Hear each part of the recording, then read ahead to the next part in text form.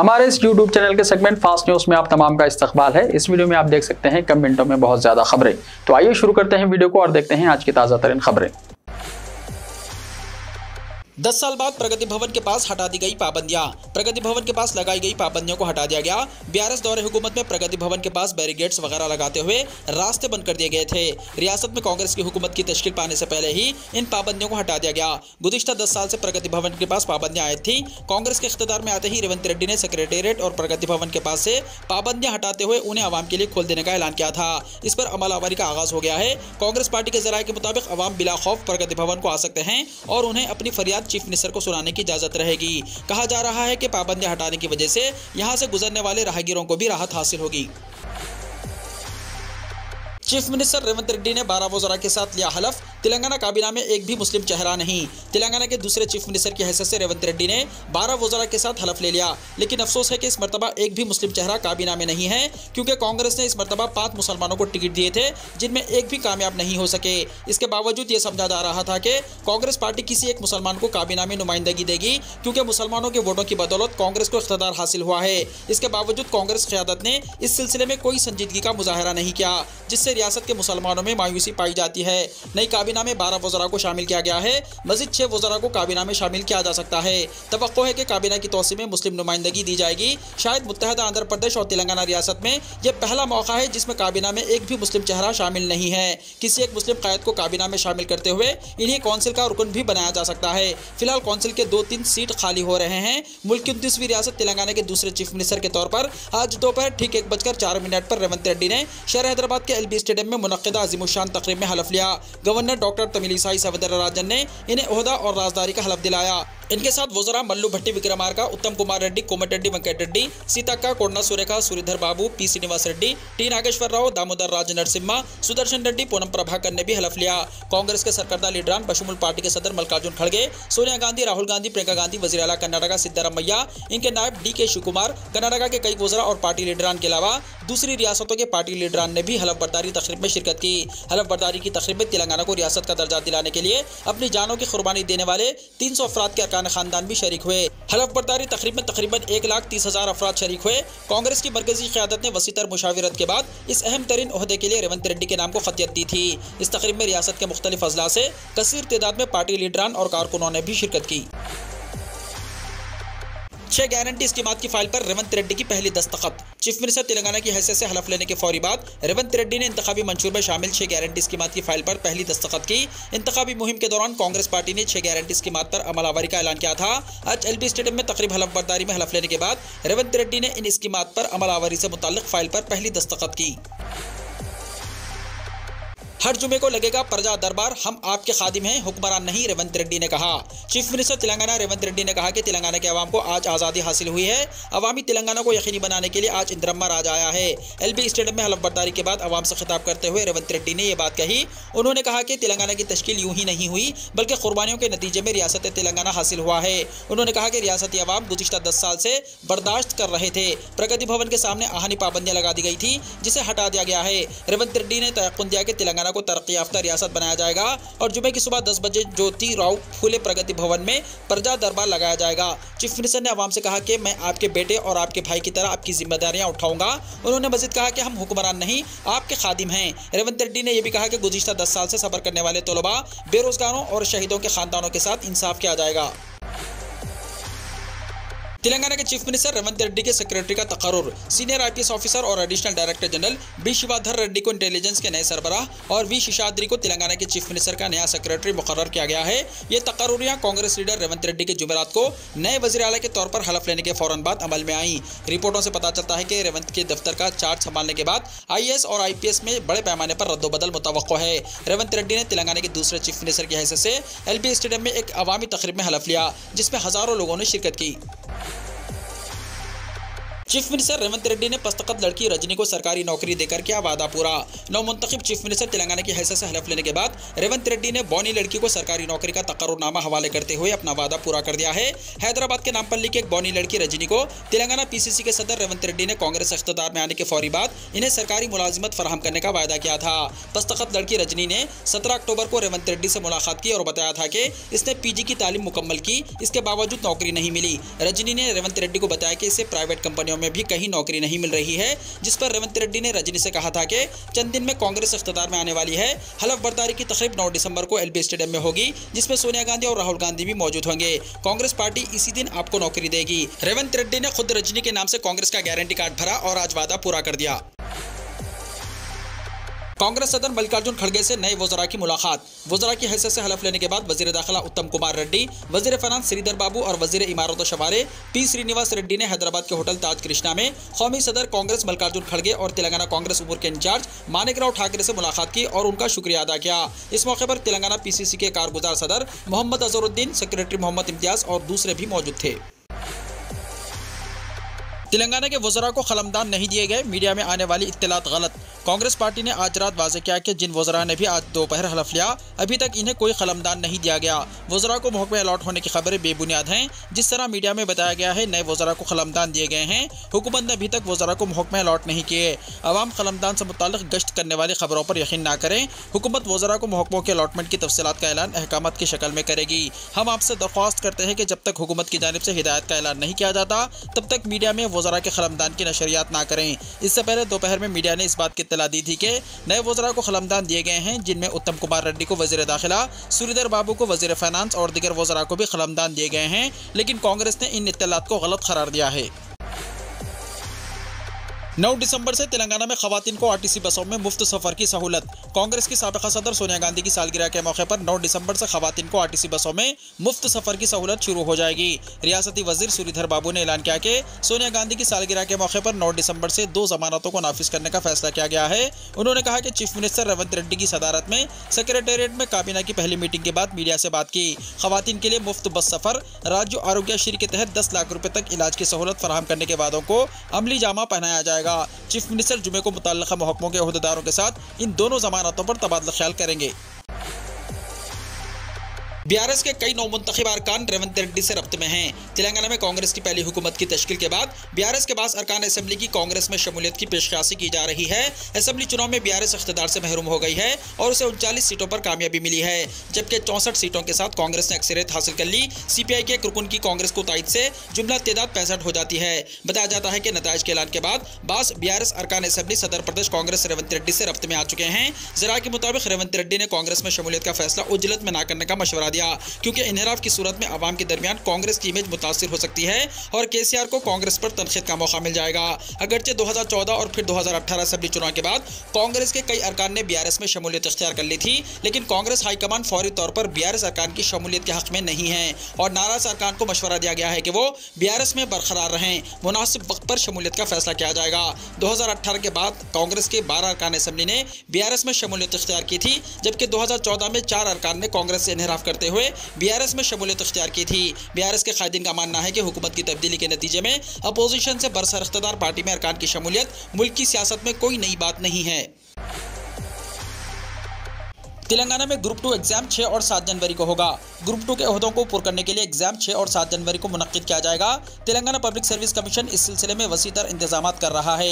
इसने कलेक्ट्रेट से ख्वाहिश की है कि वो इम्तिहानी मराकिज़ को खतियत दें और मालूमात इस ज़िम्मन में फराहम करें। कलेक्ट्रेट से ख्वाहिश की गई है कि वो ऐसे मराकिज़ को तरजीह दें जहाँ पर CC कैमरे हों और बिलखुसूस चीफ सुपरिटेंडेंट के रूम में भी एक कैमरा हो, जहाँ पर राजदाराना मटेरियल को खोला और तकसीम किया जाता है। क़ब्ल कमीशन ने 2 और 3 नवंबर को ये एग्जाम मुनक्किद करने का फैसला किया था, ताहम असेंबली इंतखाबात के सबब इसकी तारीख पर नजरसानी करते हुए इसे 6 और 7 जनवरी किया गया, क्योंकि एग्जाम के लिए दरकार अहम इंतजामी और पुलिस अमला इंतखाबी ड्यूटी के लिए तैनात था। असेंबली के बाद पंचायत इंतखाबात की तैयारियों का आगाज। रियासती असेंबली के इंतखाबात होकर अभी बड़ी मुश्किल से एक हफ्ता भी नहीं गुजरा के रियासती इलेक्शन कमीशन ने तेलंगाना में पंचायत इंतखाबात के इनेकाद की तैयारियां शुरू कर दी हैं। इस सिलसिले में कमीशन ने बताया कि जनवरी-फरवरी 2024 में रियासत भर में सरपंचों के लिए इंतखाबात मुनक्किद होंगे, क्योंकि सरपंचों के ओहदे की मियाद 31 जनवरी 2024 को खत्म हो रही है, जिसके पेश नज़र जनवरी के अवाखिर तक पंचायत इंतखाबात करवाने का मंसूबा है। बताया गया है कि इलेक्शन कमीशन ने ओहदेदारों को हिदायत दी है कि वो हर ग्राम पंचायत के सरपंच और वार्ड मेंबर के तहफ़्फ़ुज़ात से मुताल्लिक़ तफसीलात पेश करें, जिस पर हर ग्राम पंचायत के सेक्रेटरी ने इलेक्शन कमीशन को इसकी तफसीलात रवाना कर दी हैं, जिसका जायजा लेने के बाद ग्राम पंचायतों में सरपंचों और वार्ड मेंबर के तहफ़्फ़ुज़ात को खतियत दी जाएगी। बाद अज़ां इलेक्शन के अमल को शुरू किया जाएगा। तेलंगाना में कांग्रेस एक साल भी हुकूमत नहीं चला पाएगी, राजा सिंह ने कहा। हैदराबाद शहर के गोशामहल हल्के के बीजेपी रुकन असेंबली मलून राजा सिंह ने एक सनसनीखेज तबसरा ऐसे वक्त किया है जब तेलंगाना में चीफ मिनिस्टर की हलफबर्दारी के इंतजाम किए जा रहे थे। मलून राजा सिंह ने पेशनगोई की है कि रियासत में एक साल बाद बीजेपी की हुकूमत आएगी। मलून राजा सिंह ने चारशंबे को मीडिया से कहा कि कांग्रेस पार्टी तेलंगाना में तवील अरसे तक हुकूमत नहीं चला पाएगी। तेलंगाना में कांग्रेस की हुकूमत सिर्फ एक साल तक रहेगी, इसके बाद बीजेपी की हुकूमत आएगी। मलून राजा सिंह ने कहा कि तेलंगाना की तरक्की बीजेपी से ही मुमकिन है। केसीआर ने आइन को तब्दील करने की कोशिश की, लेकिन तेलंगाना के अवाम ने केसीआर को ही तब्दील कर दिया। वाज़ेह है कि बीजेपी ने तेलंगाना असेंबली इंतखाबात में 8 सीटों पर कामयाबी हासिल की है। तेलंगाना असेंबली के 114 अरकान करोड़पति। रियासती असेंबली के लिए मुंतखब होने वाले 119 अरकान में 114 अरकान करोड़पति हैं। एसोसिएशन ऑफ डेमोक्रेटिक रिफॉर्म्स यानी एडीआर, जो वक्तन फवक्तन असेंबली इंतखाबात के लिए मुकाबला करने वाले मुख्तलिफ जमातों के उम्मीदवारों के असासों और उनके खिलाफ दर्ज फौजदारी मुकदमात और उनकी तालीमी काबिलियत को मंजर-आम पर लाती है। एडीआर ने एक रिपोर्ट में कहा कि तेलंगाना असेंबली के लिए मुंतखब होने वाले 119 अरकान में 82 अरकान के खिलाफ फौजदारी नवीयत के मुख्तलिफ केसेस दर्ज हैं। इसके अलावा 119 अरकान में 72 अरकान ग्रेजुएट्स और पोस्ट ग्रेजुएट और दिगर आला तालीम याफ्ता हैं, जबकि 40 अरकान 5वीं जमात से 12वीं जमात तक तालीम हासिल कर चुके हैं। 5 अरकान डिप्लोमा होल्डर्स हैं, जबकि 2 अरकान को सिर्फ पढ़ना आता है। इसी तरह 25 से 50 साल की उम्र वाले 23 अरकान हैं। 51 से 80 साल उम्र के 96 अरकान हैं। रिपोर्ट में कहा गया है कि 119 अरकान में 10 खवातीन हैं, जबकि 2018 में रियासती असेंबली में 6 खवातीन की नुमाइंदगी थी। तेलंगाना में आइंदा 24 घंटों के दौरान तेज हवाओं के साथ बारिश का इम्कान। महकमे मौसमियात ने अजला, कुमरम भीम, आसिफाबाद, मंचिर्याल, पेद्दापल्ली, जयशंकर, भोपालपल्ली, मुलक, भद्दाद्री, कोत्तागुड़म में आइंदा 24 घंटों के दौरान गरज चमक के साथ बारिश और 30 से 40 किलोमीटर फी घंटे की रफ्तार से तेज हवाएं चलने का इम्कान जाहिर किया है। गुज़िश्ता 24 घंटों के दौरान जिले भद्दाद्री, कोत्तागुड़म में चंद मुकामात पर इंतहाई तेज बारिश हुई। अजला, खम्बम और भद्दाद्री, कोत्तागुड़म में ज्यादातर मुकामात पर शदीद से शदीद तरीन बारिश रिकॉर्ड की गई, जबकि जिले मुलक में कहीं कहीं मौसलाधार बारिश हुई। इस मुद्दत के दौरान तेलंगाना में कई मुकामात पर बारिश रिकॉर्ड की गई। हज 2024 के ऑनलाइन दरख्वास्तों के अदखाल के लिए हज हाउस में खुसूसी काउंटर्स।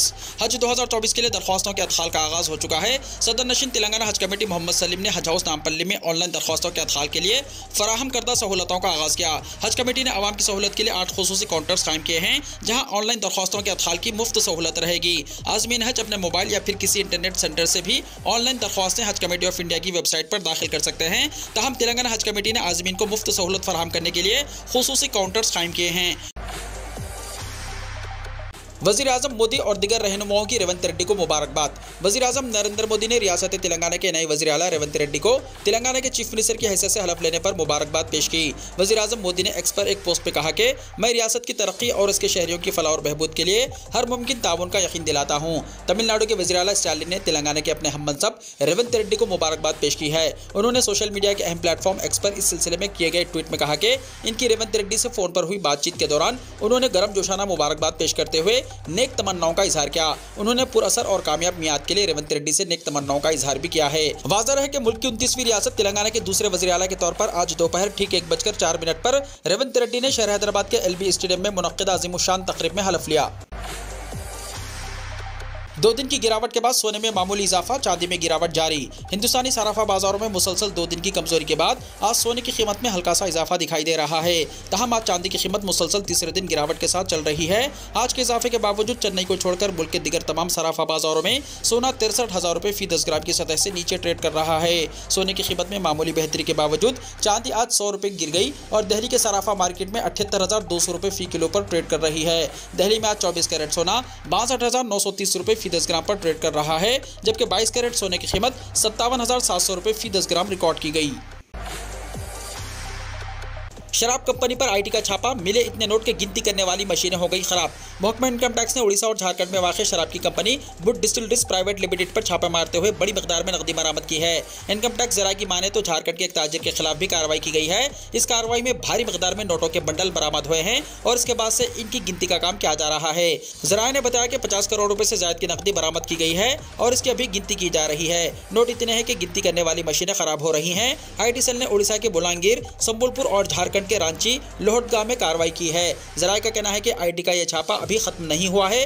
महकमे के लोग अभी भी मौके पर मौजूद हैं और कार्रवाई जारी है। चारशंबे को यहां से 50 करोड़ रुपए से ज्यादा की नकदी बरामद हो चुकी है। जराये का कहना है कि बुद्ध डिस्टिलरीज के अलावा ताजिर रामचंद्र रुंगटा के अहाते पर भी छापे मारे गए हैं। इस ताजिर के रामगढ़, रांची और दीगर इहातों में सुबह से ही कार्रवाई जारी है। अफसरान रामगढ़ और रांची के घरों और इदारों में मौजूद हैं। उनकी हिफाजत के लिए सीआरपीएफ के जवानों को भी तैनात किया गया है। फैक्ट्री और रिहायशगाह में जांच के दौरान दस्तावेजात की भी छानबीन की गई है। 1 फरवरी को पेश होगा उबूरी बजट, नहीं किया जाएगा कोई बड़ा ऐलान, निर्मला सीतारमण ने कहा। मरकजी वजीर मालियत निर्मला सीतारमण ने अपने एक बयान में कहा कि लोकसभा इलेक्शन से पहले 1 फरवरी 2024 को पार्लियामेंट में पेश किया जाने वाला आइंदा मरकजी बजट एक मुस्तकिल बजट नहीं होगा बल्कि सिर्फ वोट ऑन अकाउंट होगा। इसलिए हुकूमत इस उबूरी बजट में कोई बड़ा ऐलान नहीं करेगी। ये एक उबूरी बजट होगा जिसके जरिए मौजूदा हुकूमत नई हुकूमत तश्कील पाने तक मुल्क को चलाने के लिए जरूरी खर्च के लिए पार्लियामेंट की मंजूरी मांगती है। कौमी राजधानी में CII के ग्लोबल इकोनॉमिक पॉलिसी फोरम 2023 में सीतारमण ने यह बयान दिया है। तमिलनाडु में वजीर दिफा तूफान से हुए नुकसानात का लेंगे जायजा। वजीर दिफा राजनाथ सिंह समुद्री तूफान मुचिंग के पेश नज़र गैर मामूली बारिशों से होने वाले नुकसानात का जायजा लेने के लिए जुमे को चेन्नई पहुंचेंगे। तूफान मुचिंग ने तमिलनाडु में सड़कों और दीगर बुनियादी ढांचे को बड़े पैमाने पर नुकसान पहुंचाया है। सरकारी जराये ने बताया कि मिस्टर राजनाथ सिंह दोपहर में 1 घंटे तक सैलाब से मुतासर इलाकों का फिजाई सर्वे करेंगे। इसके बाद वो वज़ीर आला MK स्टालिन से मुलाकात करने वाले हैं ताकि नुकसान और हुकूमत की तरफ से किए गए राहती कामों पर तबादला ख्याल किया जा सके। इस मीटिंग के दौरान तवक्को है कि वज़ीर आला एक अर्जी पेश करेंगे जिसमें मरकज से इमदादी कार्रवाइयों के लिए उबूरी राहत की दरख्वास्त की जाएगी। वाज़ेह है कि मिस्टर स्टालिन ने कल वज़ीर आज़म नरेंद्र मोदी को खत लिखकर रियासत के सैलाब से मुतासर इलाकों में 5060 करोड़ रुपए की फौरी उबूरी राहत जारी करने का मुतालबा किया था और उनसे नुकसानात का अंदाजा लगाने के लिए एक मरकजी टीम मुकर्रर करने की भी दरख्वास्त की गई थी। योगी आदित्यनाथ ने पीएम मोदी से की मुलाकात, राम मंदिर के बारे में हुई बात। दिल्ली में जारी सियासी गहमा गहमी के बीच यूपी के वज़ीर आला योगी आदित्यनाथ भी लखनऊ से दिल्ली पहुंच चुके हैं। उन्होंने दिल्ली में वज़ीर आज़म नरेंद्र मोदी से मुलाकात की है। इनकी मुलाकात के कई मायने निकाले जा रहे हैं। अलबत्ता ज़राए का कहना है कि योगी आदित्यनाथ की वज़ीर आज़म नरेंद्र मोदी से मुलाकात राम मंदिर से मुताल्लिक़ तक़रीब के सिलसिले में है जिसमें वज़ीर आज़म की शिरकत मुतवक्को है। अलबत्ता इस प्रोग्राम के खदोखाल और बुनियादी निकात पर वज़ीर आज़म के साथ योगी आदित्यनाथ की मुलाकात हो रही है। वहीं दूसरी तरफ खबर यह भी है कि रियासत उत्तर प्रदेश में काबीना की तौसीक़ का मसला भी ज़ेरे गौर है और ज़राए का कहना है कि योगी आदित्यनाथ पीएम मोदी से इस मसले पर भी बात कर रहे हैं। इसके अलावा मिशन 2024 को लेकर भी दोनों लीडरान के दरमियान बातचीत की खबर मिल रही है। वाज़ेह है कि इस मुलाकात के बाद योगी आदित्यनाथ बीजेपी के कौमी सदर JP नड्डा से मुलाकात करने वाले हैं। एंटोनियो गुतेरेस का गजा में जंगबंदी का मुतालबा। इसराइल की फौजी जारहियत इंतहा पर है। हमास के खिलाफ जंग गजा के फ़लस्तीनियों के लिए सबसे बड़ा अजाब बन गई है। दुनिया इस जंग पर बढ़ गई है, लेकिन अब अक़वाम मुत्तहिदा के सेक्रेटरी जनरल एंटोनियो गुतेरेस ने एक ड्रामाई आईनी इक़दाम करते हुए सलामती कौंसिल से गजा में इंसानी तबाही को रोकने के लिए जंगबंदी का ऐलान करने का मुतालबा किया। मौजूदा हालात का जिक्र करते हुए उन्होंने कहा कि अगर जंगबंदी ना हुई तो इसके फ़लस्तीनियों और मजमूई तौर पर खित्ते में अमन व सलामती के लिए मुमकिन तौर पर ऐसे मुज़मिरात सामने आ सकते हैं जिनकी वापसी शायद मुमकिन ना हो। उन्होंने खबरदार किया है कि इस तरह के नताइज से हर कीमत पर बचना चाहिए। सलामती कौंसिल को लिखे जाने वाले खत में गुतेरेस ने अक़वाम मुत्तहिदा के चार्टर के आर्टिकल 99 पर जोर दिया जिसमें कहा गया है कि सेक्रेटरी जनरल किसी भी मामले पर सलामती कौंसिल की तवज्जो दिला सकते हैं जिससे इनकी राय में बैनुल अक़वामी अमन व सलामती को खतरा हो सकता है। वीडियो को लाइक शेयर कीजिए और हमारे इस YouTube चैनल को सब्सक्राइब करते हुए इसके बेल आइकॉन को प्रेस कर लीजिए ताकि ऐसी ही ताज़ा तरीन खबरों का नोटिफिकेशन सबसे पहले आपको मिलता रहे।